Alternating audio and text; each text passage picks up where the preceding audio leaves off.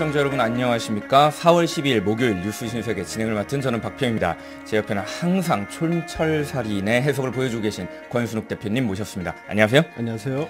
예, 저희 오늘 뉴스 브리핑 들어가기 전에요. 지지율 이야기 잠깐 하고 갈까요? 네, 예. 지지율이 떨어졌죠? 조금 떨어졌다는 이야기가 있습니다. 떨어져서 이제 김기식 금감원장 이야기도 나오고 네. 그런데 그냥 결론적으로 말씀드릴게요. 우리 1월을 한번 돌아보면 1월이요? 그죠?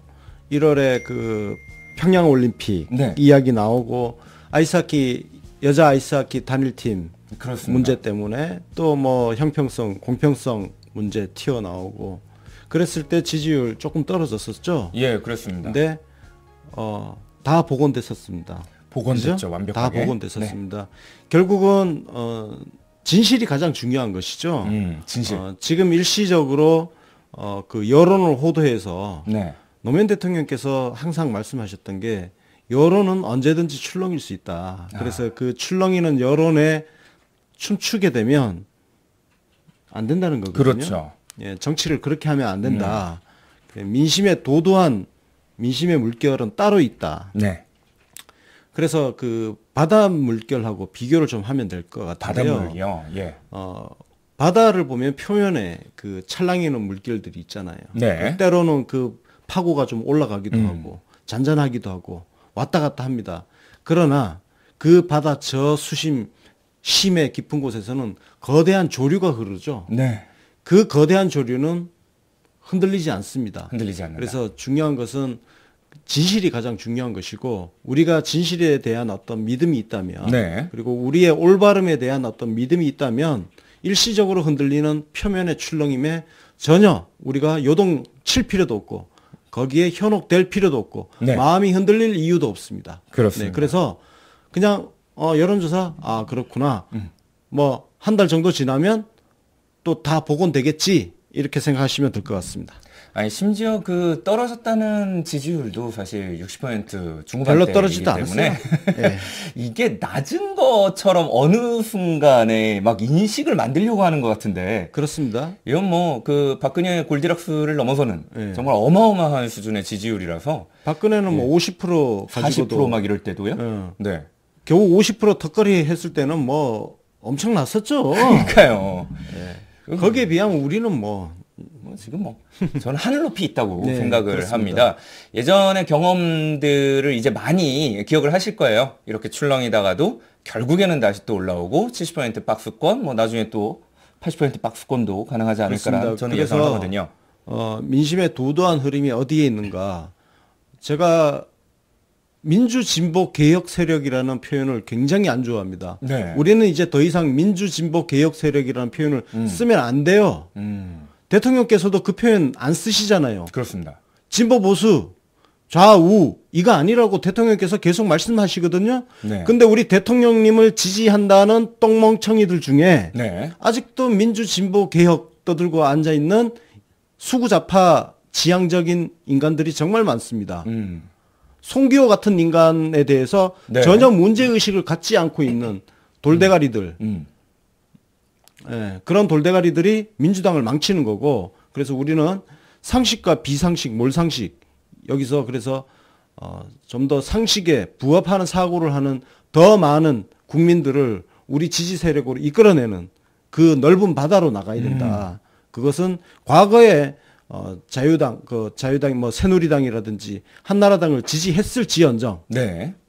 그래도 정말 그 사이비 보수 세력에서 벗어나서 좀 상식에 부합하는 정당을 지지하려고 하는 분들 정말 많거든요. 네. 그게 지금 우리 이런 문재인 거죠. 대통령 지지율을 버텨주고 계신 분들 아닙니까? 그렇습니다. 그분들이 더 이상 운동권적인 마인드를 가진 이 정당이 아니라 거기서 탈피한 정당의 모습을 보여줘야 그분들이 계속 우리 정당을, 우리 민주당을 지지하게 될 것이고 그래야 우리가 굉장히 장기 집권의 토대를 닦을 수 있다는 거예요. 그렇죠. 그래서 민주진보 개혁 이따위 소리를 떠들면 지금 우리를 지지하고 있던 분들이 만약에 자유당이나 바른미래당에서 뭔가 조금 정신 차리고 제대로 해보려고 하면 다시 되돌아갑니다. 네, 맞습니다. 그분들이 우리 당에 계속 남아 있을 수 있게 하기 위해서라도 우리는 수구좌파 성향의 사람들과 결연히 결별을 해야 되고 민주진보 개혁 세력 따위는 더 이상 떠들지 말아야 합니다. 더 그래서, 넓게. 예. 그래서 송기호 같은 새끼를 쳐낼 수 있는 정당이라야 우리가 장기 집권의 토대를 닦을 수 있다. 네, 그렇게 말씀드리고 갈게요. 예, 지지율에 너무 마음 상해하실 필요 없으시고요. 저희는 계속 지속적으로 조금 더 넓은 그리고 정의로운 그리고 공정한 이야기 전달해 드리려고 노력하도록 하겠습니다. 자, 오늘 뉴스 브리핑 첫 번째 준비한 소식을 전달해 드리도록 하겠습니다. 네. 문재인 대통령께서 어제 남북 정상회담 준비위원회 5차 회의를 주재하셨습니다. 이 자리에서 문재인 대통령께서는요, 우리가 앞장서서 한반도의 완전한 비핵화와 항구적 평화, 남북관계의 지속가능한 발전이라는 세계사의 대전환을 시작하려 한다며 신중하고 착실하게 준비해 가야 한다고 말씀하셨습니다. 이게 너무 거대한 이야기인 것 같아요. 세계사의 대전환. 네. 야. 근데 사실 이것도 제가 살짝 이야기했던 이야기라서 깔때기 한번 또 드릴게요. 네. 제가 신냉전 새로운 예. 국제 질서를 구축 중이다라고 예전에 설명을 해드린 바가 네네. 있습니다.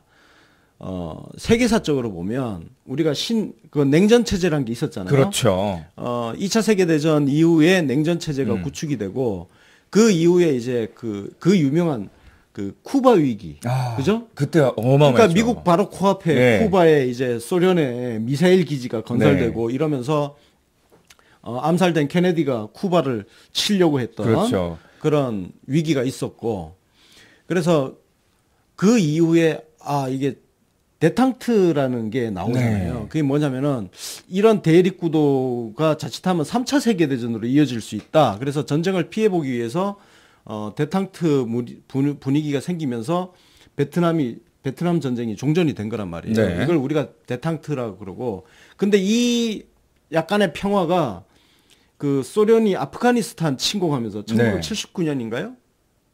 79년? 예. 79년? 예. 정확히 기억이 안 나네.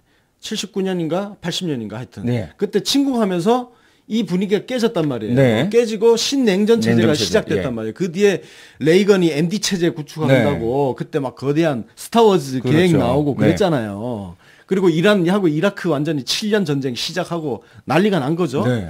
그 신냉전 체제가 사실은 지금까지 지속된 거예요. 예. 그래서 중동 문제는 여전히 아직도 해결되지 않은 상황이고, 여기에 한반도 같은 경우도 남북이 대치되어 있는 휴전 상황이 계속 지속되어 있는 와중에 중국이 급부상하면서 최근에는 미국이 이 동아시아 태평양 함대 운영 전략을 지금 바꾸고 있잖아요. 그래서 미군 재배치 문제가 나왔고, 그 와중에 우리나라의 안보 문제도 같이 쓸려 들어가서 논쟁이 있었고, 예. 그래서 북중러 한미일의 어떤 이런 대립 구도가 형성이 되고 있었어요. 예, 그래서 작년에 2017년 4월에서 6월 정도 사이쯤에 신냉전 체제 갈등이 점점 커진다고 해서 국제사회에서 막 문제 제기하고 이래서 막 보도도 많이 나왔었거든요. 그렇습니다. 예. 근데 그 갈등이 증폭되고 있는 와중에 그 고리 자체를 우리 대통령께서 다 지금 해체 중인 거예요. 그러니까 대통령께서 이미 그걸 또 말씀을 하셨어요. 네. 어느 연설이더라? 거기서 남북 정상회담, 그 평창 올림픽의 의미를 말씀하시면서 유엔 총회 연설이었을 거예요. 네네. 평창 올림픽이 갖고 있는 의미가 뭐냐면 바로 이런 신냉전 체제의 어떤 강화를 약화시키고 새로운 세계 질서를 재편하는 출발점이 되어야 하고 될 수 있다라는 그런 비전을 제시를 하셨거든요. 지금 세계사의 대전환이 지금 평창 올림픽을 기점으로 시작이 되고 있습니다. 이미 기차가 출발을 했어요. 나중에 이게 정말 좋은 남북 정상회담, 북미 정상회담 이후에 벌어질 다자 정상회담 등등, 그리고 9월 유엔 총회까지 순조롭게 잘 이어진다면 그야말로 나중에 평창 올림픽은 그리고 작년 9월에 우리 대통령님의 유엔 총회 연설은 세계사적인 의미를 갖는 평가를 다시 한번 재조명받게 될 것입니다. 아니, 저는 이거에 뭐 운이 좋았다, 그냥 시대의 흐름이 이렇게 돼서 얻어 걸린 거다, 이렇게 표현하시는 분들도 있는데, 저는 거기 굉장히 반대하는 게, 지금 말씀해주신 그 신냉전 체제 해체하는 작업을 정말로 문재인 대통령님이 이미 하셨던 게 한미일 군사동맹은 일본과는 없다라고 그렇습니다. 정확하게 찍어서 얘기하셨거든요. 예. 이게 북중러 한미일 신냉전체제를 그때 해체한다라는 이미 그 신호를 보내신 거죠. 그렇습니다. 그게 굉장히 중요한 네. 거였어요. 이명박근혜 동안 사실 정말 위태로웠던 것은 신냉전 체제가 계속 가속화되고 있는데 네. 여기에 우리나라가 그 대립 구도를 더 부추기는 형태로 갈 뻔했단 말이에요. 네, 일본하고의 어떤 군사 동맹이라든지 이런 그렇죠. 거 끔찍한 겁니다. 이건 되돌리기가 굉장히 힘든 거거든요. 근데 우리 대통령께서 정말 운이 좋았다면 그건 그 운은 우리 국민들이 만든 거죠. 촛불혁명으로 이명박근혜 9년을 끝장내버린 거. 맞습니다. 이게 정말 운이 좋았던 거고 그 이후의 것은 정말 우리 대통령님의 어떤 역사적인 통찰력에 네. 을 바탕으로 한 결과물들이에요. 그렇습니다. 그러니까 국제 질서 전체를 내다보고 평창 올림픽이 갖고 있는 그 위치를 네. 집어내고 그걸 최대한 활용하고 남북 북미 정상회담 다 이끌어냈지 않습니까? 그렇습니다.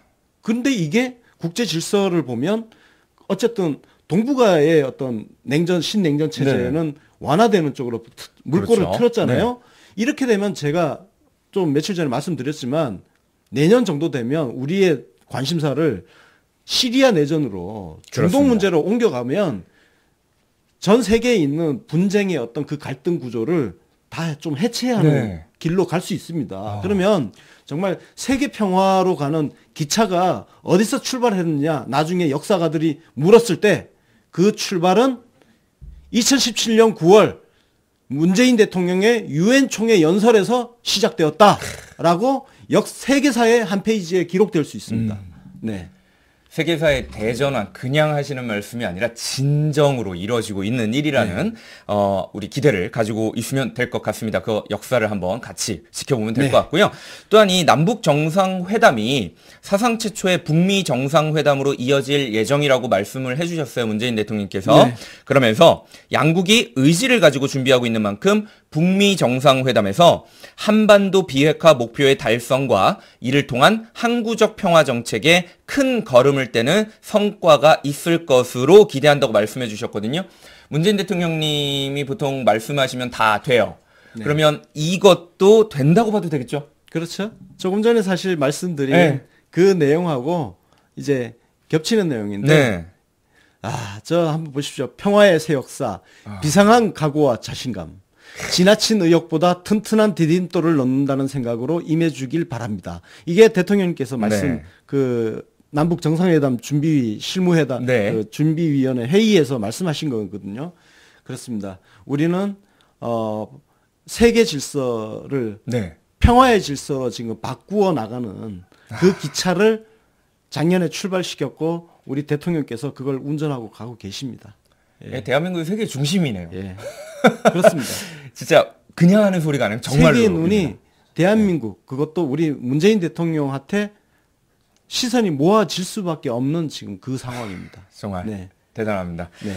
그래서인가 봐요. 우리 패싱으로 유명한 국가가 있죠. 일본입니다. 일본의 고노다로 외모상이 한국에 왔는데요. 문재인 대통령님을 접견하고 강경화 외교부 장관과도 회담을 했습니다. 근데 그 전에 우선 현충원 참배 이야기부터 해야 될 것 같습니다. 2011년 10월 당시 노다 요시히코 총리 이후에 7년 만에 일본 정부의 강요급 이상 인사가 현충원을 참배한 거거든요. 예. 자, 무슨 의미가 있을까요? 잘 보이고 싶은 거죠. 잘 보이고 싶은 예. 거. 예. 잘 보이고 싶은 거죠. 조금 전에 지금 설명한 대로 지금 세계 질서 재편, 네. 그러니까 신냉전 체제를 지금 해체하고 있죠. 예. 작업이 이제 시작됐는데 이 운전대를 사실 우리 대통령님이 잡고 있는 거예요. 그렇습니다. 여기에 트럼프, 김정은, 시진핑 다 끌려 들어온 거거든요. 그렇죠. 그럼 여기에 일본이 그냥 뚝 떨어져 있기에는 그죠? 예. 그렇게 있어봐야 손해잖아. 그렇죠. 뭐 콩고물이라도 얻어먹어야 되지 않습니까? 예. 어쨌든 대한민국이 이걸 주도를 하고 있다는 네. 걸 어제 우리 대통령이 만났을 때 고노 입으로 직접 그렇게 얘기를 했잖아요. 예, 그렇죠. 예. 경의를 표하고 예, 막. 예, 지금 현재 상황을 대통령께서 주도하고 있는 것에 대해서 네. 경의를 표한다. 그거예요. 그래서 일본 입장에서는 콩고물이라도 좀 얻어야 된다. 그 국물 이야기가 뒤에 있죠? 예, 있습니다. 예. 저는 이 일본과의 외교 이렇게 보면 요즘에는 굉장히 신이 나고 흥겹고 재밌고 이래요. 예전에는 네. 막, 쟤네들 막 이랬는데, 참, 말씀하신 대로 이제 고노 외무상이 문재인 대통령님과의 접견에서 남북 북미 정상회담 추진 과정에서 한국이 주도적인 역할을 해온 데 있어서 경의를 표한다고 얘기하고, 그리고 또 일본인 납치자 문제 해결을 위한 협력을 요청했거든요. 네. 일본은 이제 요걸 가지고 끼어들고 싶은 거죠? 그렇죠. 네. 일본에 있어서 일본 정부 입장에서 네. 가장 중요한 문제는 북한 납북되어 있는 일본인 예. 송환 문제죠. 아. 예. 송환 문제니까 자기네 지금 이렇게 판 돌아가는데 우리 거 이것도 좀 쉽게 예. 해서 테이블에다가 네. 자기네 거를 한 장 이렇게 들이민 거예요. 우리 국회 예산 심사할 때 쪽지 예산 같은 거 들어오잖아요. 그러니까 쪽지 한 장 넣은 거예요, 지금. 껴주세요. 네. 이렇게. 네, 그렇죠. 사실 이 문재인 대통령께서는 요거에 대한 대답으로 우리 협력이 중요하다. 협력해 나가자. 협력하자. 이런 식으로만 네. 이제 대답을 하셨더라고요. 예. 근데 이거는 사실 예. 우리가 해결할 수 있는 문제가 아니고 네. 쉽게 해서 북한 만나면 우리 네. 문제 이것도 얘기 좀 해줘. 이런 부탁인데, 결론적으로 말하면 그건 니들이 알아서 해결할 문제다. 그거는 지금 상황에 계속 이 대립구도 갈등을 부추기는 그 사고를 버리고 빨리 평화 질서를 만들겠다는 전향적인 사고하에 북한하고 대화를 하면 된다는 거예요. 그렇죠. 일본이 북한하고 대화하면 돼요. 예. 그리고 돈 내야죠. 예. 거기에 비용 드는 거 비용 지불하고 네. 그 우리한테 숟가락 얹지 말라는 거지. 예. 어디다 대고 숟가락을 얹어요.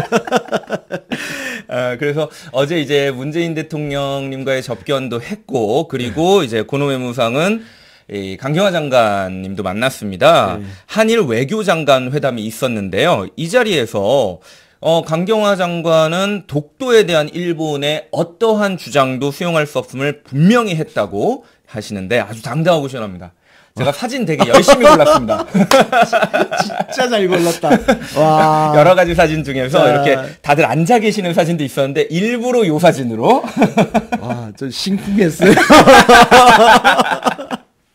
진짜 심쿵이다. 예. 어떻게 저렇게 아름답고 멋있고 예. 예쁘고 진짜 멋지고 예. 와. 진짜 예. 환상적입니다. 네. 그 독도 문제 논평을 안 해주실 건가요? 패스하시죠.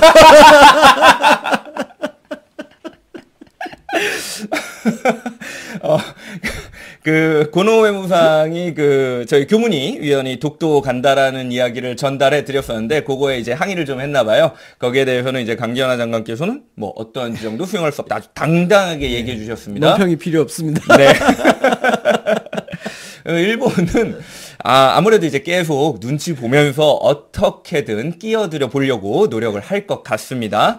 이때 또 한국은 이득을 얻을 수 있는 거 다 이득 얻고 네. 또 저희가 원하는 거 쟁취해 나가면 될 것 같습니다. 네. 자, 다음 소식으로 넘어갈게요. 문재인 대통령께서 세계 경제 포럼의 회장을 접견하셨는데요. 네.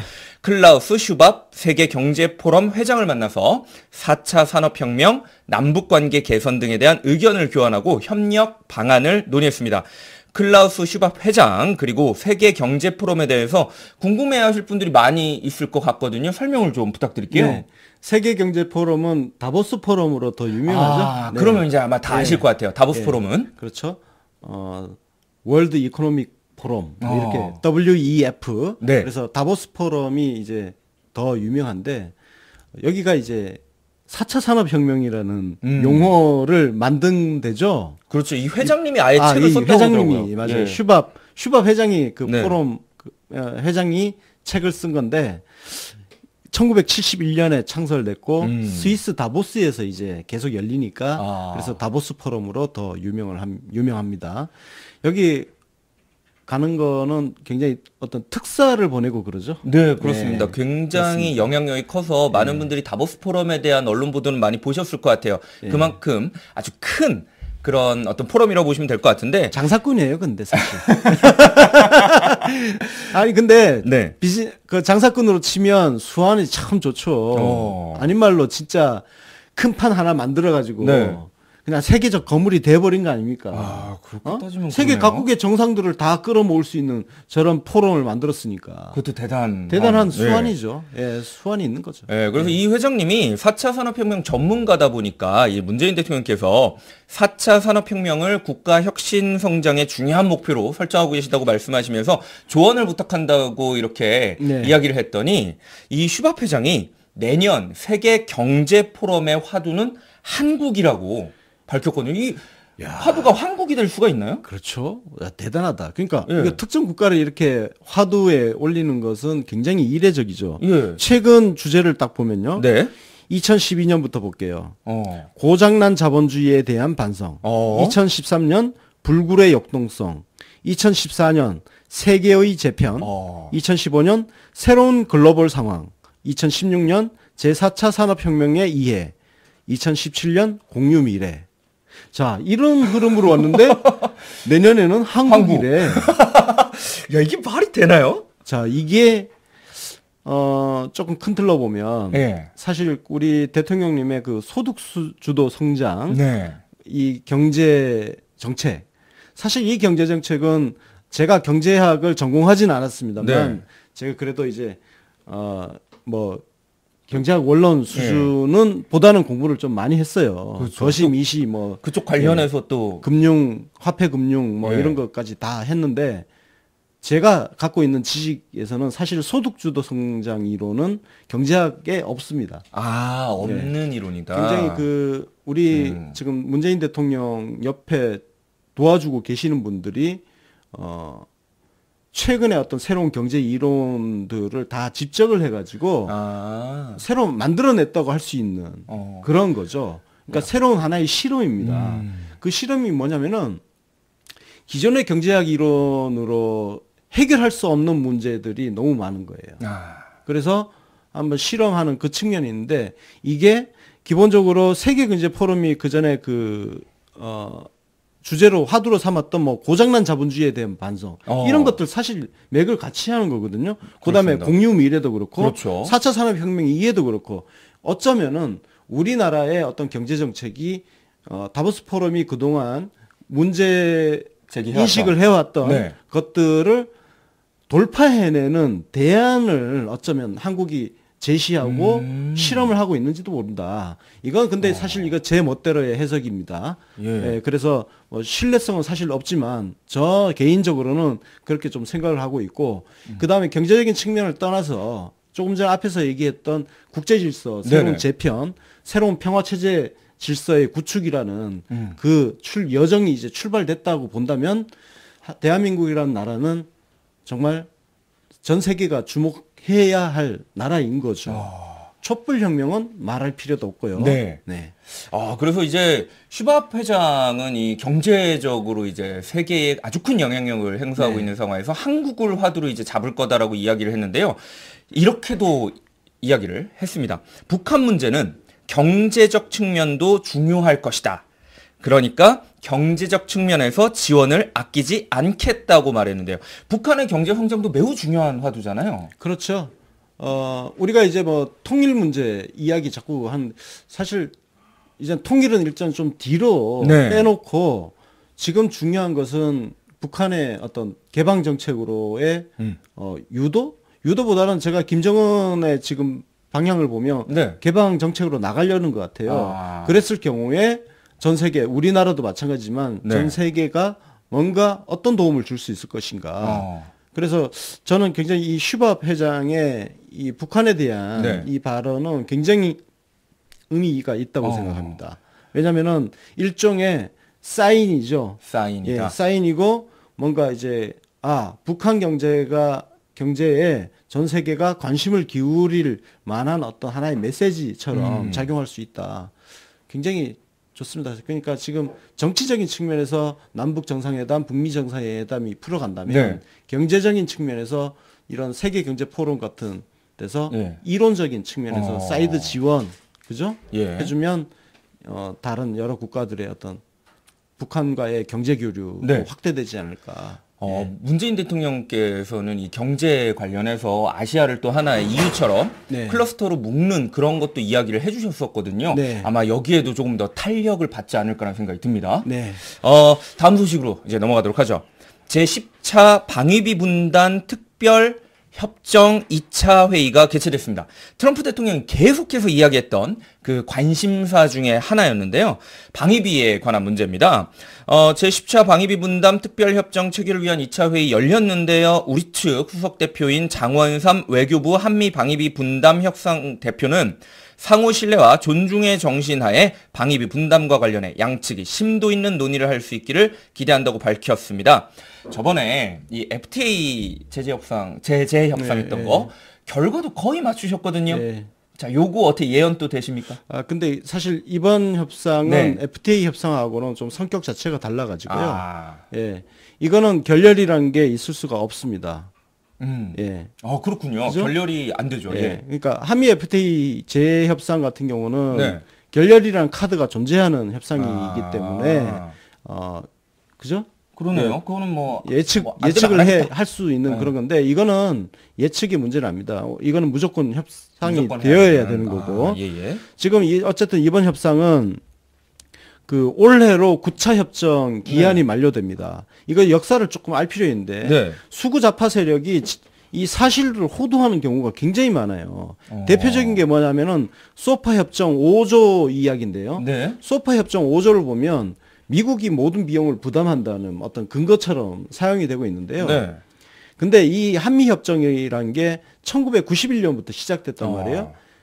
그 이전까지는 네. 원래 협정을 보면 그 주한 미군에 대한 비용은 미국이 자체적으로 다 분담을 하고 우리나라는 시설하고 토지만 제공하는 걸로 되어 있어요. 그러니까 수구좌파는 이걸 근거로 우리가 미국에다가 비용 부담할 필요 하나도 없다 얘기하는데 이게 왜 이렇게 됐냐면 미국이 우리나라의 경제 현황 때문에 그러니까 우리가 옛날에 살기 어려웠잖아요. 예. 그러니까 우리가 그걸 방위비를 분담할 수준이 안 되니까 그냥 니들 돈 내지 말고 땅만 제공해줘 하면서 자기들 비용으로 다 한 거예요. 그러니까 주한미군 시설들 다 자기네 돈으로 다 짓고 원래 우리가 부담해야 할 몫이었는데 우리가 부담을 안 했어요. 그걸 이제 우리 경제가 조금 좋아지면서 네. 1991년 1차 협정이 맺어지거든요. 네. 그때부터 우리가 방위비를 분담하기 시작한 겁니다. 그래서 매년 우리 경제 수준 발전에 따라서 방위비 분담 수준도 같이 올라온 거예요. 그러니까 방위비 분담이 증가한다는 측면만 이야기를 하면 이거는 굉장한 왜곡인 거죠. 그러네요. 예? 굉장한 왜곡이고 이걸 수구 좌파 세력이 자꾸 그렇게 호도를 해. 왜 우리가 내지도 않아야 될 돈을 내는 것처럼 호도를 한단 말이에요. 그래서 마치 정부가 잘못하고 있는 것처럼. 예. 그게 아니라는 거 정말 좀 이번 기회에 말씀드리고 싶고 어쨌든 그렇게 91년부터 협정을 맺어서 매년 우리 방위비 분담이 네. 우리 경제 규모가 커지는 거에 비례해서 우리 분담 금액도 계속 늘려왔습니다. 늘려왔고 그래서 지금 그 9차 협정에 의하면 우리가 한 1조가 조금 안 되는 돈, 네. 9,600억 정도의 그 방위비를 분담을 했는데 네. 이번 이제 트럼프 같은 경우는 이번 10차 협정 같은 경우는 트럼프가 강력하게 그렇죠. 아니 뭐 왜 우리가 계속 이렇게 돈을 내야 되냐. 그렇죠. 한국이 돈 더 내라. 뭐 이런 상황이기 때문에 조금 이제 어려운 협상이 펼쳐질 가능성은 지금 있는 상황입니다. 특히나 이 험프리스 기지 관련한 내용 그리고 사드 운용비 관한 내용이 굉장히 중요한 요소가 예. 될 것 같은데 네, 그렇습니다. 혹시 거기에 대해서는 어떻게 전망을 하고 계세요? 그래서 이게 지금 핵심 쟁점이 예. 될 수가 있습니다. 일단 근데 우리가 기지를 제공을 했잖아요. 그렇죠. 그죠? 기지를 제공했기 때문에 우리가 추가로 더 많은 아주 방위비를 분담할 가능성은 글쎄요. 하여튼 그건 지켜봐야 되는데 그리고 그 험프리스 미군 기지 네네. 그죠? 그래서 기지 이전에 필요한 어떤 경비가 있지 않겠습니까? 그렇습니다. 근데 우리가 저는 그렇게 생각합니다. 우리가 그 전국에 미군 기지가 산재해 있었잖아요. 네. 엄청 많았잖아요. 그렇습니다. 그 많았던 그 기지를 사실 지금 통합 작업하는 거거든요. 숫자를 줄이는 거 아닙니까? 네. 그러면 미군 기지가 통합되면 거기에 드는 건설 비용이라든지 우리가 좀 그래도 좀 대주고 네. 나머지 기지를 우리가 다 우리 땅으로 다 환수하는 거 아닙니까? 아. 대표적인 게 용산 미군 기지 아닙니까? 그렇습니다. 예. 용산 미군 기지는 정말 역사적으로 우리 치욕의 장소 아닙니까? 그렇습니다. 이게 구한 말에 우리나라가 정말 조선이 힘이 없을 때 네. 청일 전쟁이 일어나가지고 청나라 군대가 들어와서 주둔하고 그렇죠. 청일 전쟁에서 일본이 승리한 뒤에 청나라 군대 물러가니까 일본이 턱 들어와서 네. 주둔지로 사용했던 곳이 용산입니다. 그리고 일제에서 해방되고 나니까 미군이 들어와서 차지하고 있었어요. 우리 서울의 심장부 아닙니까? 용산이 네. 사실.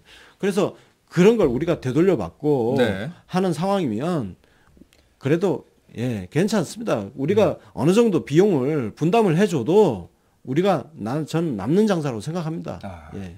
아무래도 협상은 굉장히 치열할 것 같습니다. 네. 그러나 분명히 좋은 협상이 될 거라고 또 믿어 의심치 않는 것이 지금까지 협상한 내용을 보면 그래도 어느 정도 다 성공적인 협상들이 이뤄냈거든요. 네. 아마 이번에도 그렇게 되지 않을까라는 생각을 가져봅니다. 자, 다음 소식으로 넘어가도록 하죠. 문재인 정부 초기에 장관 임명할 때 보여줬던 그런 모습들이 지금 다시 또 보이고 있습니다. 바로 김기식 금감원장에 대한 이야기인데요. 청와대에서는 사퇴가 없다라고 지속적으로 의사를 밝히고 있는데 야권과 그리고 언론은 계속해서 공격을 하는 그런 모양입니다. 자, 과연 사퇴를 할 것으로 보이세요? 사퇴를 하면 안 됩니다. 이제는 안 된다. 네. 저 개인적으로 김기식 싫어합니다. 네. 어제 말씀드렸지만 참여연대도 싫어하고. 네. 근데 그것과 별개로 지금은 김기식은 사퇴하면 안 됩니다. 네. 이거는 완벽한 정치 공세예요. 네. 예, 정치 공세이기 때문에 이 정치 공세에 물러서면 안 된다. 설령 이것 때문에 여론이 일시적으로 흔들려서 지지율이 좀 빠지더라도 감수하고 가야 된다. 그 여론 지지율 빠지는 것 때문에 빨리 저 잘라야 됩니다라고 이야기하는 새끼가 우리 내부의 간첩이고 내부 총질러입니다. 정확한 정의 예. 내려주셨네요. 지금은 사퇴하면 안 되는 거예요. 이제는 사퇴하면 안 돼. 이거 사퇴하게 되잖아요. 그러면 그 다음에 계속 똑같은 패턴입니다.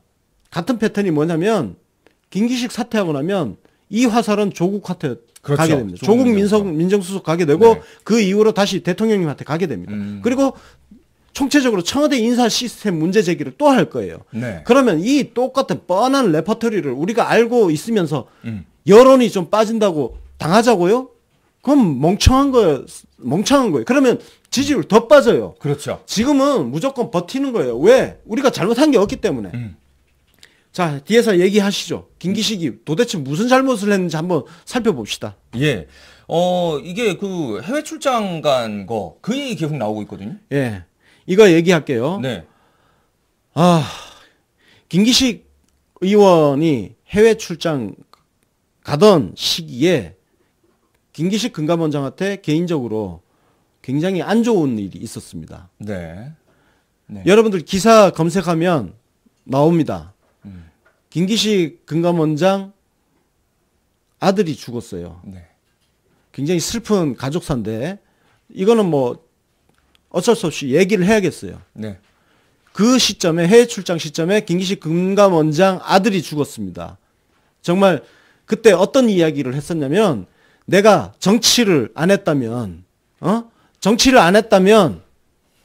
이런 일이 생기지 않았을 텐데 라며 자기 자신을 자책하고 그랬어요. 사람이 죽을 수도 있는 상황이었다는 거예요. 네. 그래서 주변 동료 의원들이 바깥이라도 어디 좀 갔다 와라. 네. 그때 이제 이게 김기식 금감원장 혼자 간 게 아니란 말이에요. 보통 해외 출장은요. 각 당의 의원들이 같이 갑니다. 네. 여러분들 기사 한번 다 검색해 보세요. 거의 다 같이 가요. 심지어 정의당도 같이 다녀요. 네. 그래서 갔다 온 거예요. 그리고 아니 공적으로 가서 아무 문제 없었잖아요. 그거 다 해명했잖아요. 공적 출장인 건 다 해명됐잖아요. 네. 뭐가 문제야? 그러니까요. 이게 가서 뭐 놀고 온 것도 아니고 실제로 그런 아주 안타까운 가정사가 있는데 가서 놀러 나가야지는 당연히 아닐 것이고 나가서 분명히 일을 하고 왔었을 텐데. 제가 오늘 첫 번째 개새끼 한번 내뱉을게요. 네. 안철수 이 개새끼 이거 김기식 금감원장 사퇴하라고 떠드는 거. 야, 이 개새끼야. 나 진짜 이거 피가 끓는 건데요.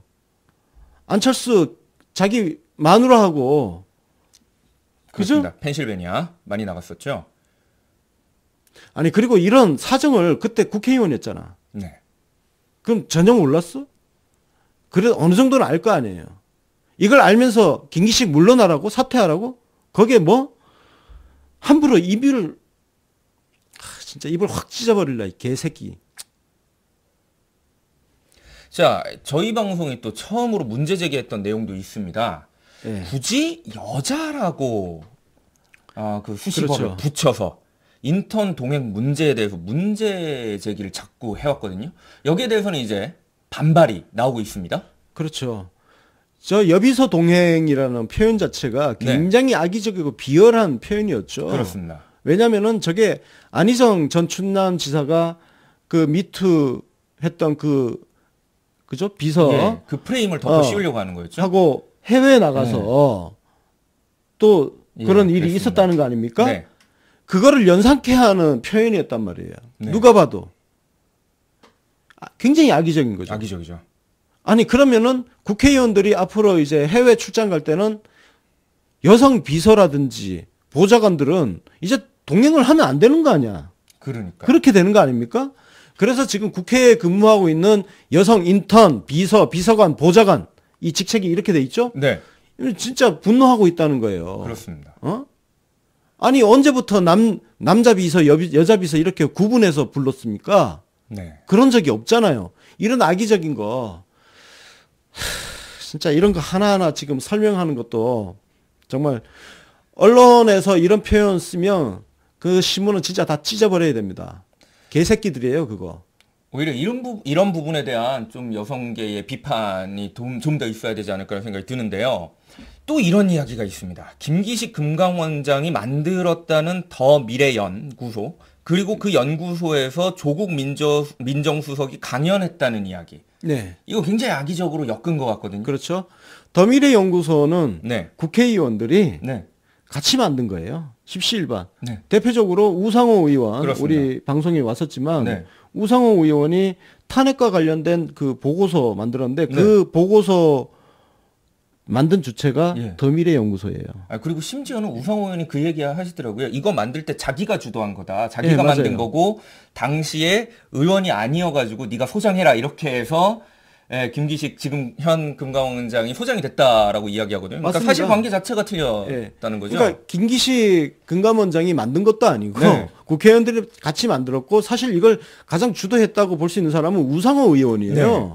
그리고 김기식 의원이 이제 백수가 된 거 아닙니까? 네. 지난 19대 국회가 끝나면서 백수가 됐으니까 당신 저 연구소 가서 연구소 맡아서 해라 네. 해서 맡은 거고 연구소가요 의원들이 십시일반으로 회비내 가지고 운영하는 거라서 돈이 없어요. 네. 그래서 그래도 그 연구소장이라고 맡았다고 오히려 자기 돈 들여서 연구소를 꾸려 나간 겁니다. 그리고 조국 민정수석 거기 강연료가요 30만 원이에요. 저도 어디 강연 가면 30만 원 받습니다. 네. 예? 그거 세금 띄고 하면 한 27만 원 받아요. 아이고. 장난해 이 개새끼들아? 문제 삼을 걸 문제 삼아야지 진짜. 진짜 짜증나. 이런 걸 일일이 해명한다는 것 자체가 후져 빠졌잖아요. 그렇습니다. 그 30만 원은 정말 그 인기 있는 좀 이렇게 뭐 대중문화평론가나 뭐 이렇게 TV에 좀 나오는 그런 분들이 대학교 강연 가면 막 300만 원씩도 받고 그럽니다. 저 종편 나가는 애들 아무 말 대잔치 막 떠들잖아요, 진짜. 아무 말 대잔치 해놓고도 20만 원, 30만 원 받잖아, 이 새끼들아. 참, 자, 이런 상황에 대해서 초선 의원이죠. 김병관 의원이 이 문제가 사회의 잘못된 관행이었다고 본다면서 대가성이 없었다면 불법은 아니다라고 밝혔거든요. 자신의 이제 페이스북에 이렇게 의견을 좀 남겨줬는데요. 불법인지의 여부도 확실하지 않은 문제를 가지고 정치권에서 폭로전으로 치닫지 않았으면 좋겠다는 바람을 얘기하면서 좀 오히려 발전적인 미래로 나아가야 되지 않을까라고 의견을 게재를 해줬습니다. 바람직한 시선이라고 보여지거든요. 제가 이 김병관 의원 페북 글을 보면서 네. 우리 정치가 앞으로 나아가고 있구나. 우리 사실 뭐 굉장히 대중적으로 인기 있는, 예를 들어서 손혜원 같은 허접한 정치인이 대중적으로 인기 있는 게 진짜 짜증나거든요, 저는. 저는 이렇게 김병관 의원처럼 정말 탄탄하게 컨텐츠 있는 사람들. 우리 UBC 인터뷰 오신 분들 한번 보세요. 권칠승 의원, 박광원 의원, 이런 분들 아주 대중적으로 인기 있는 정치인은 아니지만 정말 실력 있고 내실 있는 그런 분들이거든. 네네. 강병원 의원도 그렇고, 저는 이런 분들을 더 많은 사람들이 정말 알게 하고 싶어요. 네. 그러니까 김병관 의원 이 글을 보면 정말 생각이 깊구나. 그거를 제가 느낄 수 있어가지고 이걸 갖고 왔는데, 보면 어찌됐든 이게 관행이긴 했지만 정말 좋지 않은 거였다. 네. 어쩌면 이게 우리 하여튼 적폐라고도 볼 수 있는 문제다. 하지만 그것과 별개로 대가성이 없으면 불법은 아니지 않느냐. 네, 그렇습니다. 그러면 김영란법이 생긴 이후로는 이런 문제가 사실 사라지고 있는데 이걸 끄집어 내와서 불법도 아닌 문제를 이런 식으로 정략적으로 이용하는 거는 굉장히 잘못된 거다. 이렇게 가면 폭로전이 펼쳐지는데 그렇게까지 가야 되느냐. 근데 굉장히 사력 있고, 그렇죠. 그죠? 예. 진중하잖아요. 예. 저는 이런 정치인들이 정말 오래오래 좀 국민들한테 사랑받고, 예, 대중적으로도 좀 사랑받는 그런 정치인이 되었으면 좋겠고, 예, 그렇습니다. 그런 측면에서 소개를 해드렸고, 특히 화면 한번 다시 띄워보세요. 보시면 김병관 의원 프로필 사진을 보세요. 6월 개헌 좋죠. 이렇게 바꿨잖아요. 예. 자기 자신을 버리고 이슈에 집중한 네. 거 아닙니까? 전 이 포인트도 굉장히 칭찬할 만하다. 그렇습니다. 자기가 지금 뭘 해야 되는지, 자기 개인을 띄우기 위해서 노력하지 않잖아요. 그죠? 자기 정치가 아닌. 예. 예. 어디 가서 자기 매명하고 어디 가서 그냥 포퓰리즘적으로 그냥 인기나 좀 얻으려고 하는 그런 정치를 하지 않잖아요. 그렇습니다. 예. 그래서 정말 굉장히 훌륭한 정치인으로서의 자질을 갖고 있다. 네. 예. 이렇게 김병관 의원에게는 저희가 응원을 또 보내도록 하고요. 또 저희가 응원하는 정치인이 있습니다. 소개를 좀 해드려야 될 것 같아요. 네. 바로 김성태 의원입니다. 김성태 원내대표 이야기인데요. 김성태 자유한국당 원내대표가 2015년 두 차례에 걸쳐 한국항공공사를 통한 나홀로 출장과 보좌진 대동 출장이 있었다고 합니다. 자, 요 내용을 좀 설명을 해드려야 될 거예요. 역시 또 항공이에요. 나는 거를 정말 좋아하시는 것 같은데. 철새라 가지고. 자, 표 한번 보여드릴게요. 네. 아이고. 보시면 이 출장 목적이 똑같습니다. 두 번에 걸쳐서 김포공항 고도 제한, 완화 및 국립박물관 건립을 위한 국제기구 협의 및 관련 시설 방문, 가는 출장지도 똑같고 그 다음에 목적도 똑같고요. 자, 여기에 대해서 좀 어떻게 보시나요? 수고 많으셨습니다. 김성태 의원님. 아이고, 나란 일 하시느라고 비행기 많이 타고 다녔더라고. 예? 그러셨군요. 예. 해외 출장, 상위 랭커예요. 상위 랭커. 상위 랭커. 예. 자세한 좀 출장 비용 세분의역표도 있거든요. 한번 보여주실까요? 예. 여기 보시면 아이고 많이 듣었네. 예, 돈이 꽤 800, 아이고. 1000 아이고 항공료도 비싼 거 타셨네요. 800이면. 호환없다. 네. 아. 야, 저 같이 간 거 아니에요, 지금? 예. 옆에 사람들. 그러네요. 자, 김성태 감옥 가자. 니들 논리대로라면. 네. 특검하자, 특검. 특검. 네. 뇌물죄 검찰 조사 가자. 우리 네. 이렇게 하죠, 뭐. 이렇게 된 거 전수조사 싹 해가지고 네. 자유당 놈들이 우리 김기식 금감원장 뇌물죄로 검찰에 고소했잖아요. 네. 자, 이참에 해외 출장 산하기간, 피감기간 돈으로 해외 출장 다녀온 자유당 국회의원들 전원 김기식과 함께 사퇴하는 걸로. 전원 사퇴. 저는 사퇴해야죠. 좋은데요? 김기식만 사퇴하면 억울하잖아. 아. 그럼 그 잣대는 동일하게 다. 야, 그러면 이번 지방선거 때 보궐선거도 장난 아니겠는데요? 다 사퇴해야 돼요. 좋은데요? 아마 제 예상 어림잡아도 네. 최소 30명은 사퇴해야 될 겁니다. 사퇴 가자. 네. 자, 우리도 뭐 그럼 김기식 금감원장 내줄 수 있어. 예.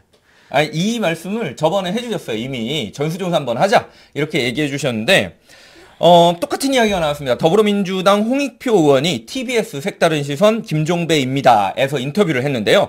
여기에서 40여 개가 넘는 산업이 산하단체 전체를 대상으로 전수조사하고 있다고 말했거든요. 더불어서 언론인도 그때 말씀해 주셨습니다. 네. 언론인 해외 시찰이나 해외 출장 지원 사례가 있는지에 대해서도 자료를 다 제출하도록 요구했다고 밝혔습니다. 야, 머리 쓰다가 또 크게 한 방 얻어맞는 정당이 있을 것 같습니다. 우리 홍익표 의원님 진짜 마음에 듭니다. 나 아까 뽀뽀해주고 싶다 진짜. 얼굴도 잘생겼고 진짜. 속 시원하시잖아요. 아니 이거 제가 이렇게 하자고 했잖아요. 네, 그러니까요. 이렇게 해주면 좋지 뭐. 그럼 어떻게 한 잔? 예. 자, 예. 술입니다. 음주 방송으로 바로. 이거 사실은요, 저희 시청자분이 막걸리를 보내주셨는데, 네. 우리 술이라는 회사가 만든 가평 잡막걸리하고 잡막걸리하고 톡 쏘는 고구마 동동입니다. 동동. 예. 예. 보내주신 거 감사해가지고 예. 잠깐 막간을 이용해서 PPL을 했습니다. 예, 시원하게 우리 잣 막걸리 한잔 하셨고요. 자, 어쨌든 지금 40개가 넘는 산업위원회 산하단체 전체 지금 일단 조사를 하고 있대요. 네. 전수조사하고 있고 그럼 곧 이제 까질 겁니다. 네. 여기에 언론인들 해외 시찰, 해외 출장 많이 간다 그랬죠. 네. 저는 이참에 각 언론재단 돈으로 해외 연수 다녀온 것도 좀 김영란법 지난번에는 뭐 그 국민권익위원회에서 일단 문제 없다는 걸로 해석을 했죠. 네. 근데 다시 재검토를 해야 된다고 생각을 하고요. 그리고 언론인들 저 출입처 돈 받고 해외 다녀온 거 싹 조사를 좀 할 필요가 있다. 그래서 국회의원들이 기업체에다가 각 기업체 특히 대기업만 해도 돼요. 기업체 홍보실에다가 자료 요청해가지고 한번 싹 정리해서 다 까봅시다. 정말 좋은 것 같은데요. 이참에 다 까고 좋죠. 특히 김영란법 시행 이후에 있었던 것들 이거 국민권익위원회에서 싹 조사를 해야 된다. 요걸 다시 새롭게 또 제안을 합니다. 굉장히 좋은 국민권익위원회는 김영란법 시행 이후 언론인들의 기자들의 해외 그 출장 이 사례들을 싹 수집해서 조사를 해야 된다. 예. 자, 요런 상황에 또 눈치 없이 끼어진 정당도 하나 있습니다. 바로 정의당인데요. 정의당이 김기식 금감원장 사퇴를 이야기했습니다. 야, 난 진짜 이거 보고 너무 어이가 없었던 게 정의당이 사실 아니 저 같은 사람이 김기식 싫어하잖아요. 김기식 싫어하고 참여연대 싫어하고. 근데 정의당은 원래 참여연대 굉장히 친화적이거든. 예를 대표적인 게 정의당에는 지금은 백수지만 19대 국회에서 김기식하고 같이 국회의원 했던 박원석이라고 있어요. 네네. 박원석도 참여연대 이쪽 시민단체 활동을 했던 사람이란 말이에요. 네네. 그쪽 출신으로 정의당 비례대표로 국회의원을 했단 말이에요. 아니 그런 정당에서 김기식 김기식이 사퇴하면 정의당도 이거 뭐 사퇴할 사람들 좀 있을 건데. 응? 이 새끼들은 민주노당 우리 노무현 대통령 때 민주노동당하고 달라진 게 하나도 없어. 나는 이런 새끼들까지 민주 진보 개혁 세력 뭉뚱그려서 같은 편으로 인식하는 돌대가리들이 진짜 싫어요, 진짜. 경멸할 정도로 혐오스러워, 진짜. 그런 새끼들이 우리 민주당을 망쳐요. 왜냐면은 바깥에서 보기에 일반 국민들의 평범한 시민들의 눈에 보기에 저런 운동권 놈 새끼들이 민주당에 자꾸 얼쩡거리고 우리가 저런 놈들하고 민주당이 친하다고 하면 네. 자꾸 엮이면 이게 득표에도 도움도 안 돼요. 아니 국민들은 그러한 사실을 또 알고 계시는 것 같습니다. 점점 지지율이 떨어지고 있다고 해요. 그래서 대선 이후에 이제 3%대까지 두 번째로 이제 떨어지게 됐다는 이야기도 나오고 있는데요. 야, 저 이 새끼들 의리도 없어. 어? 야, 정의당 정도면 김기식 사실 지키는 쪽에 서야 야 그래도 그러니까요. 기본 의리 있는 거 아니냐 이 새끼들아. 아유 아무리 그래도 그렇지 김기식이 누구랑 더 친하겠어. 정의당 쪽 사람하고 더 친해. 네. 그러니까 내가 싫어하지 김기식을. 근데 내가 지금 김기식을 이렇게 실드 치고 있고 정의당은 사퇴하라 그러고 있고 야 이게 참 아이러니하다 진짜. 참, 예, 잔막걸리 같은 그런 상황이네요. 잔막걸리는 맛이 에이 작 같은. 자, 다음 소식으로 넘어가도록 하겠습니다. 더불어민주당 경기도지사 후보 TV토론회가 개최됩니다. 이재명 경기도지사 경선 후보가요, 경선 토론을 모두 수용하겠다고 밝히면서 16일 TV토론이 확정이 됐는데요. 이 과정이 좀 재밌습니다. 이재명 후보는 SNS를 통해서 중앙당 주최는 물론 공신력 있는 기관이 주최하는 토론회는 횟수, 주제에 관계없이 전폭 수용한다고 밝혔는데요. 하지만 동시에 사비 부담이 과중하지 않기를 바란다는 전제 조건을 달았었습니다. 이 전제 조건의 의미가 뭐죠? 그냥 핑계 댈 게 없으니까 갖고 온 아. 거죠. 진짜 너무 궁색하지 않나? 음. 어? 아니 우리 문재인 대통령님하고 대선 후보 경선할 때는 토론 타령을 얼마나 했습니까? 그렇습니다. 네? 죽어라 하고 토론 타령 해가지고 네.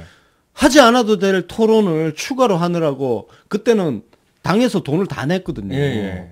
그래서 우리 당 재정 고갈시키더니 아이고. 아 진짜 아니 그럼 뭐 아니, 돈이 그렇게 걱정이 되면 그 후보 등록이라든지 이런 건 어떻게 했어? 어? 그냥 성남시장이나 하고 있지. 네. 그러니까 이제 TV 토론회 같은 경우에는 거의 인당 800만 원 정도의 비용이 들어간다고 합니다. 네. 그래서 그 부분을 이제 피하려고 했던 거 아니냐라는 이야기가 있었고요. 그냥 그래서 토론회 하기 싫었던 거죠. 이게 지금 그 돈을 안 냈으면 네네. 큰일 날 뻔 했잖아요. 네. 그 마지 못해서 지금 아니 지금 경기도지사 네.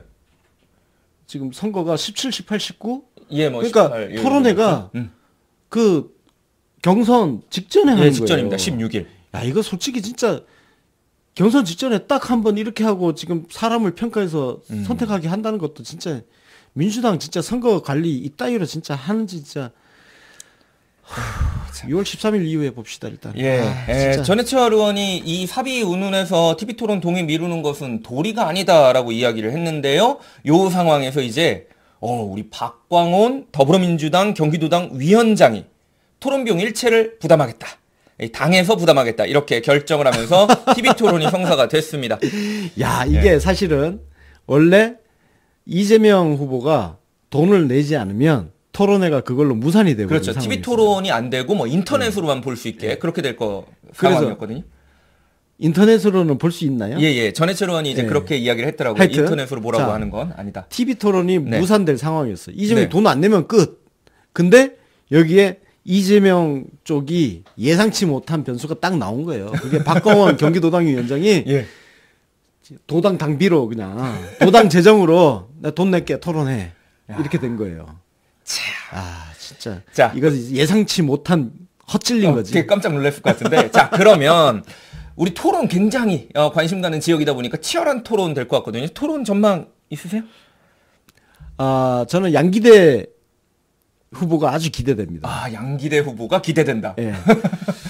방금 아직이 아니 양기대 후보가 예. 사회부 기자 출신이라서 아.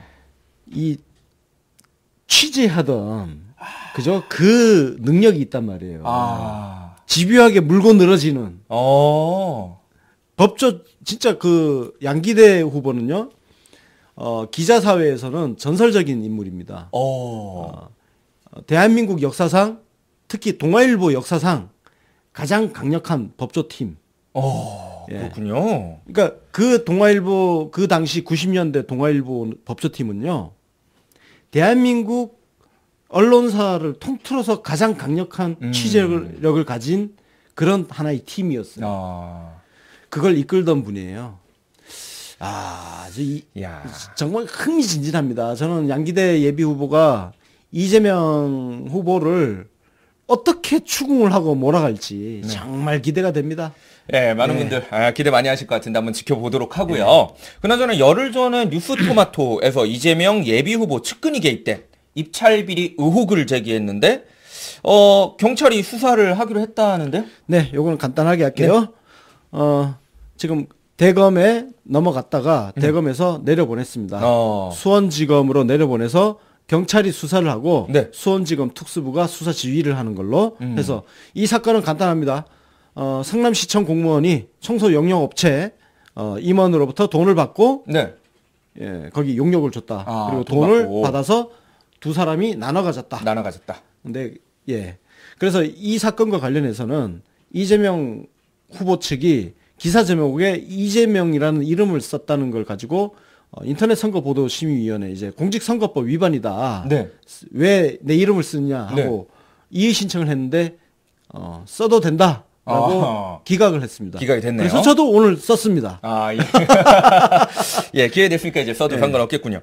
근데 이게 뉴스토마토 기사 관련한 내용 소식 전하면 대표님 또 뉴스토마토 출신이라서 이런 거 아니냐라는 이야기 있을 수도 있을 것 같은데. 제가 뉴스토마토에서 정치부장도 하고 증권부장도 하고 법조팀장도 하고 했죠. 그래서 지금 이재명 쪽 애들이 이런 관계도를 만들어서 마치 전해철, 뉴스토마토 그리고 이런 커넥션을 연결해가지고 이야기하는데 시점이 전혀 많지 않습니다. 우리가 이재명 쪽을 리스크 이야기를 비판도 아니에요. 리스크를 이야기할 때는 시점이 맞지 않습니다. 그리고 이런 거 가지고 우리 전화하고 그러지 않아요. 좀스럽게 그 뇌피셜 저렇게 함부로 쓰면 큰일 납니다. 저거 우리 다 보고 있어요. 저거 우리 변호사님들 지금 가동 중이에요. 하여튼 그리고 하나만 더 얘기할게요. 뉴스토마토는 지난 대선 경선에서 이재명을 정말 열심히 기사를 정말 많이 써주던 언론사입니다. 이재명의 아주 우호적이었던 언론사입니다. 니들 손으로 니들 발등 찍는 거예요, 지금. 저런 거 함부로 돌리면 안 돼. 지금 뉴스토마토 계신 분들하고 이재명 그 캠프 쪽하고 서로 이렇게 친한 분들 많은데, 그거 왜 캠프 계신 분들 마음도 못 해가지고 저 따위 그림이나 돌리고, 저 캠프에서 보면 짜증내, 짜증. 지지자들 도움 안 된다고. 에이구. 자, 다음 소식으로 넘어가도록 하겠습니다. 4년이라는 시간이 흘렀는데도 우리는 세월호가 정확하게 어떤 이유로 침몰하게 됐는지를 모르고 있습니다. 선체조사위원회가요, 용역을 주어서 조사한 결과 선체에 변형을 줄 정도의 충격이 선수 좌현 쪽에 가해진 것이 발견됐다고 하는데요.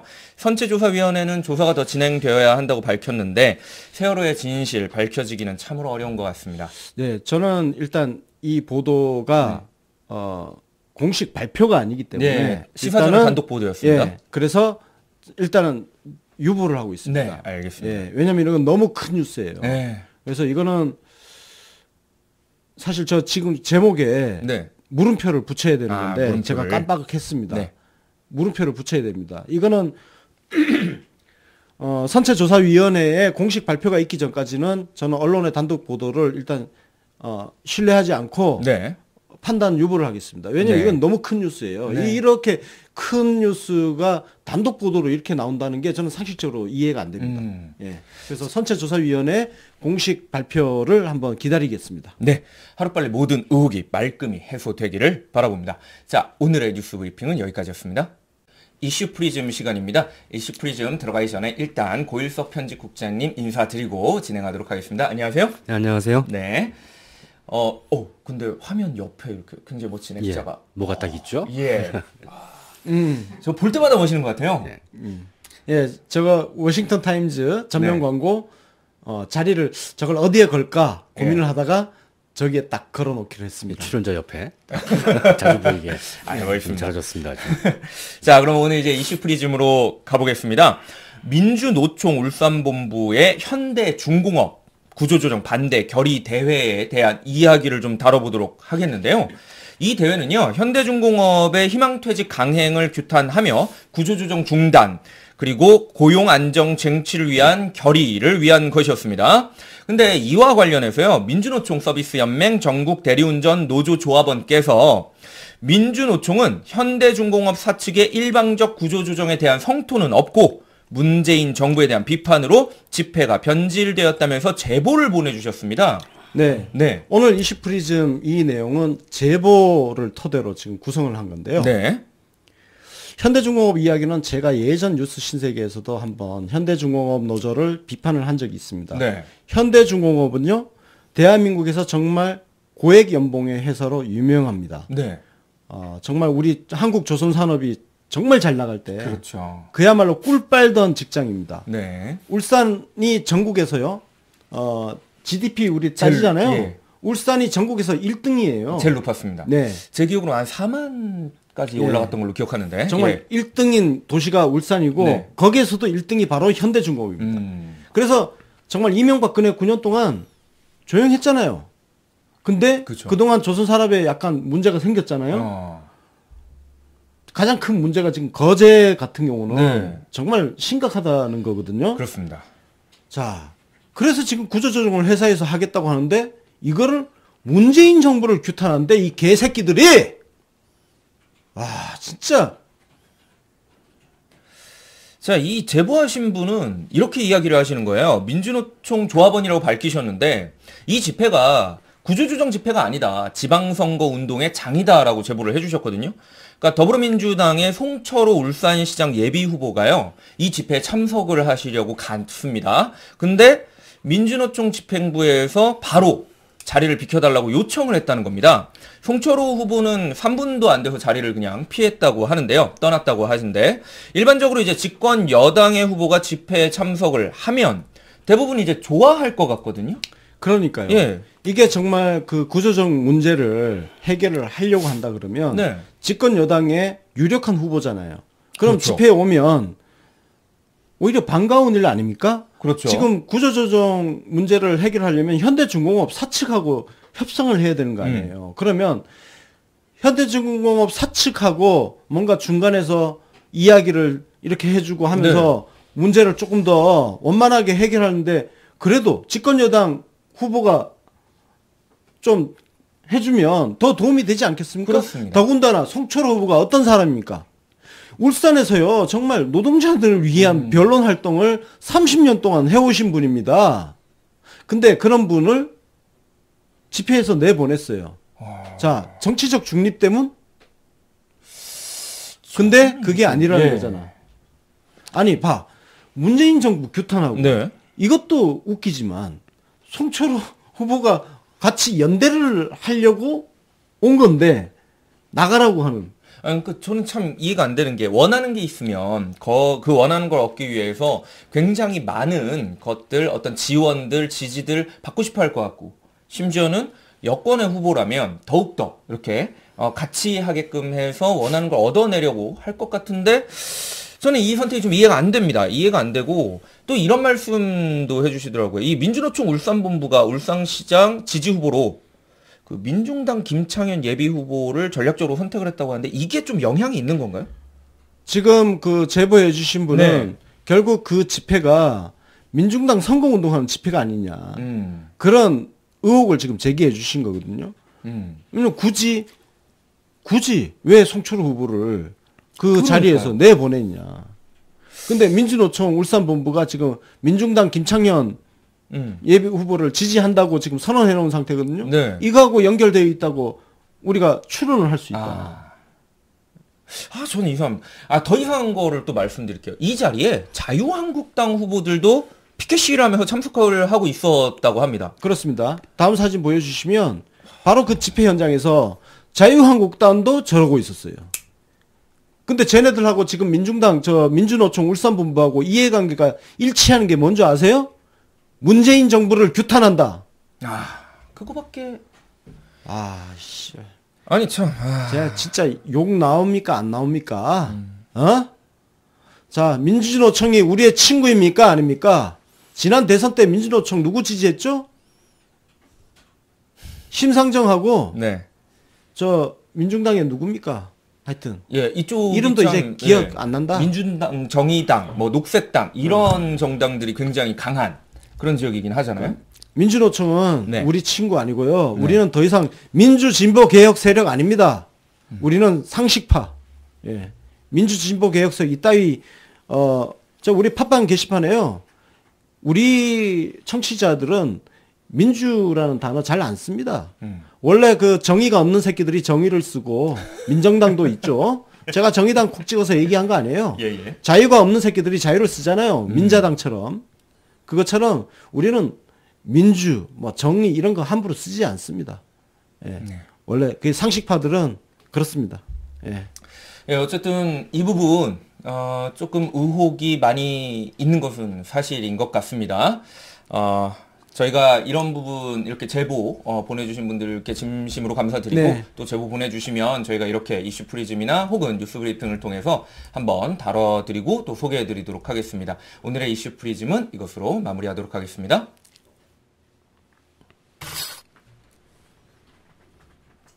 언론의 부실 시간입니다.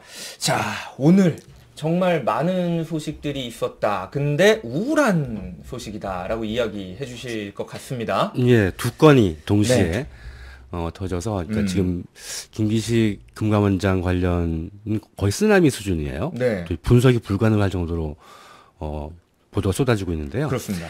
거의 제가 기억할 때 어떤 공직자에 대한 비판 기사가 정말 제일 극악무도했던 게 이해찬 전 총리의 네. 3.1절 골프 사건. 네. 네. 기억이 납니다. 아마 그 이후로 최다로 그 정도군요. 비판 기사가 예. 공격 기사 쏟아지는 그런 네. 이슈가 아닌가 싶습니다. 근데 이제 여건 대표께서 뉴스 브리핑 시간 잘 정리를 해주셨고요.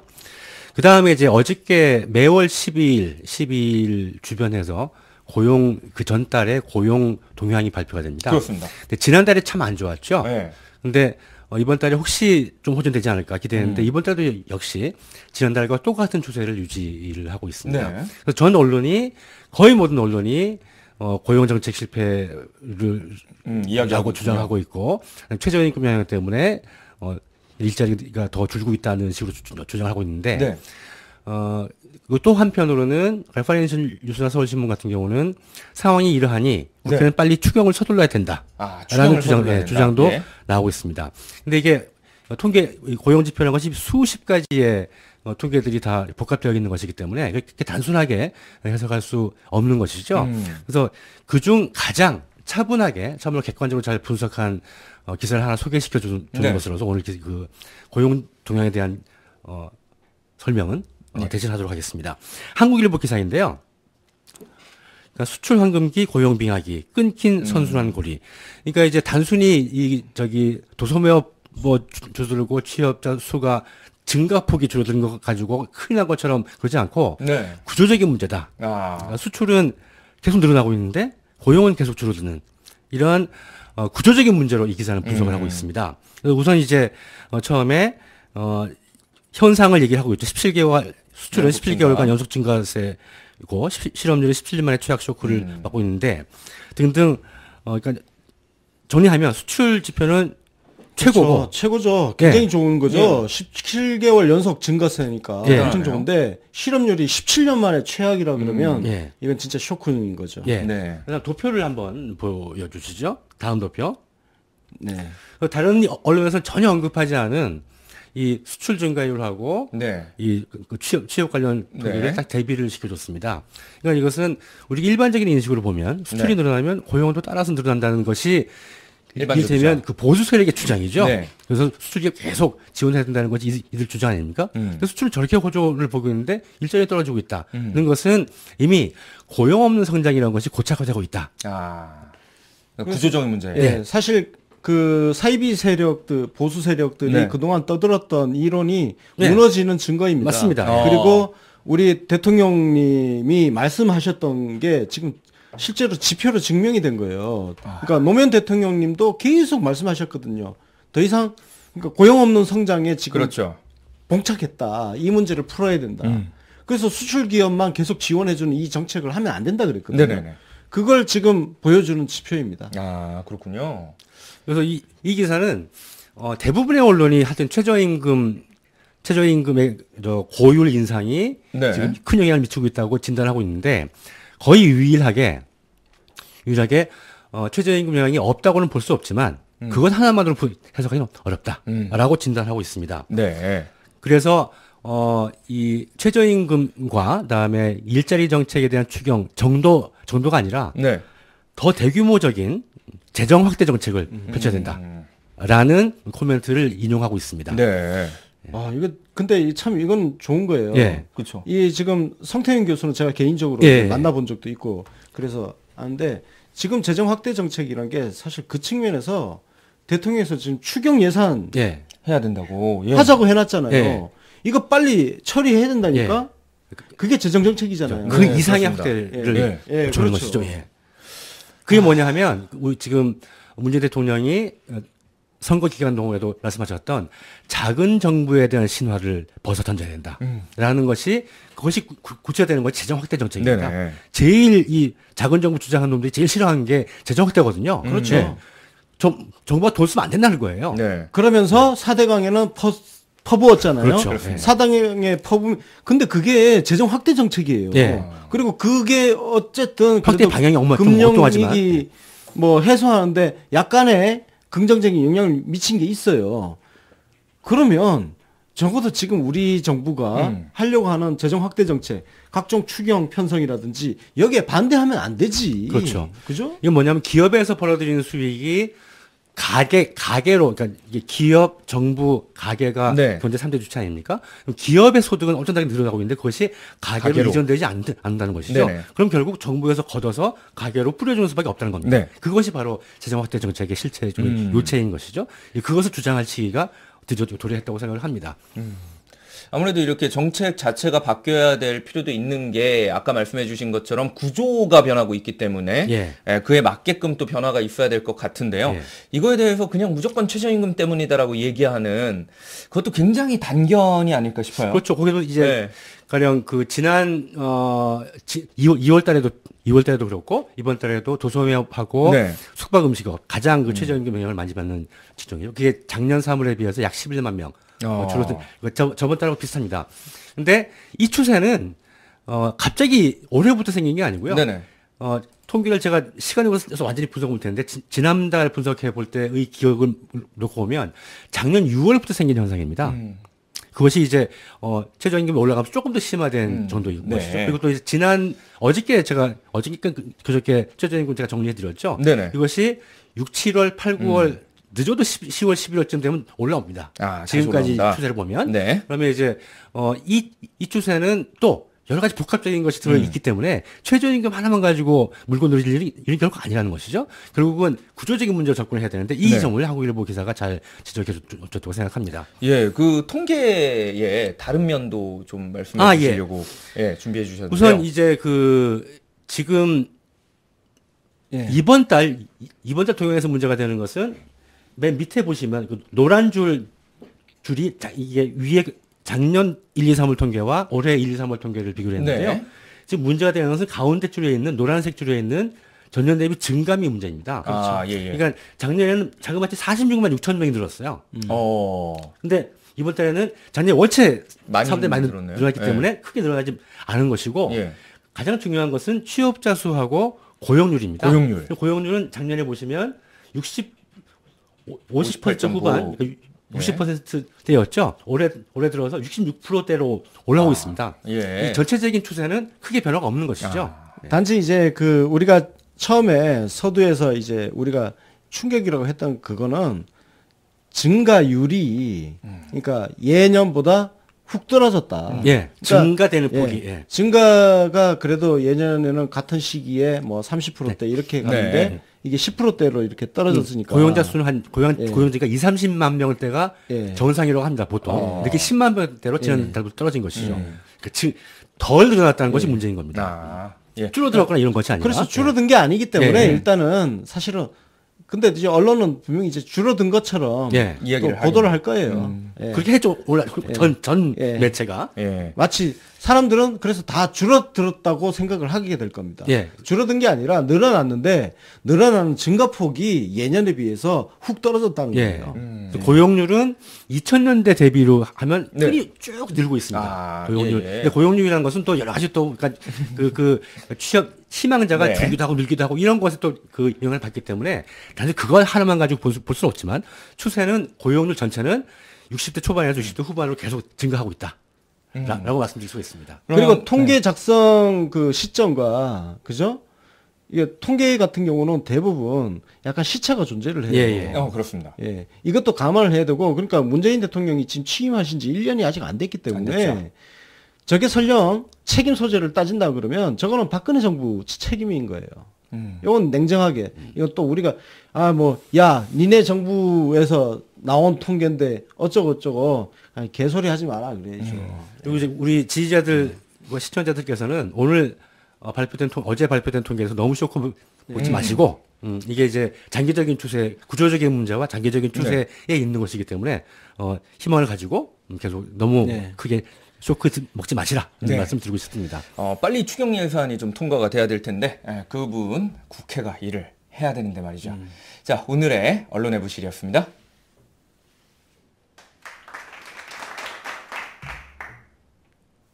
자, 오늘의 칭찬합시다. 당연한 선택입니다. 박광홍 더불어민주당 경기도당 위원장을 선정하였습니다. 많은 국민들이 토론을 원하시죠. 토론을 보고 자신들이 어떤 후보를 지지할지를 판단하고 결정하고 싶어 하기 때문입니다. 후보들도 당연히 국민들에게 더 많이 노출되기를 원할 것 같습니다. 왜냐하면 그래야 자신의 능력과 비전을 보일 수 있기 때문이거든요. 박광훈 경기도당 위원장은 TV토론의 비용을 깔끔하게 당해서 부담키로 결정하면서 경기도의 TV토론회를 성사시켰습니다. 국민의 권리를 보장해 주신 점, 후보들이 자신을 비출 수 있는 기회를 제공해 주신 점에서 진심으로 칭찬을 드리고 싶습니다. 네. 박광원 의원은 칭찬하지만 민주당은 진짜 폭파시켜버리고 싶어요. 무슨 그 경선을 이따위로 관리를 합니까? 기준도 없고 원칙도 없고 지들 꼴리는 대로 그냥 6월 13일에 이후에 봅시다. 예. 저는 할 말 진짜 많다. 저는 아직도 늦진 않았다고 생각합니다. 더불어민주당이 빨리 제대로 된 경선을 해 나갈 수 있기를 빌도록 하겠습니다. 자, 오늘 준비한 소식은 여기까지인데요. 혹시 마무리 한 말씀은 아까 김기식 금감원장 이야기로 마무리를 하겠습니다. 김기식 금감원장이 참여연대에서 시민운동가로서 활동할 때 했던 그걸 저는 잊지 않고 있습니다. 특히 노무현 대통령 재임 당시에 정말 면도날 같은 기준으로 우리 대통령님을 괴롭혔던 거 나는 개인적으로 잊지 않고 있습니다. 정말 우리 노무현 대통령이 정말 힘들게 했던 사람입니다. 그래서 나는 김기식 이 개새끼를 금감원장으로 임명하는데 사실 굉장히 반감이 많습니다.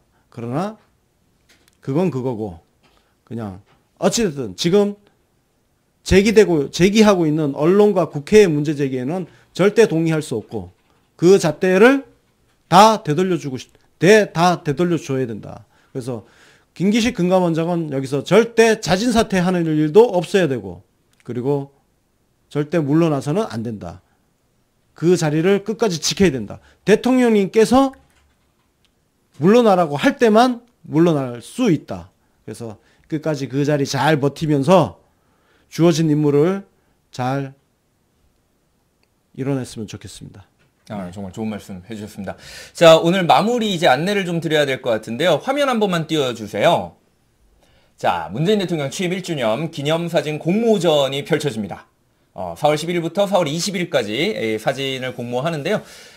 많은 분들이 또 사진 찍으셨을 것 같아요. 정말 기억에 남는 사진들 한번 공모해 보시는 것도 좋을 것 같습니다. 이니시계가 걸려 있다고 합니다. 왜 저는 사진이 없을까? 갑자기 여러분들 이니시계 득템 하실 수 있는 절호의 기회입니다. 꼭 참여해 보시도록 하고요. 자, 오늘 저희가 준비한 뉴스 신세계 소식은 여기까지입니다. 지금까지 시청해 주신 분들 진심으로 감사드리고요. 저희는 내일도 여러분들과 함께 다양한 소식 전달해 드리도록 하겠습니다. 시청해 주신 여러분들 감사드립니다. 감사합니다.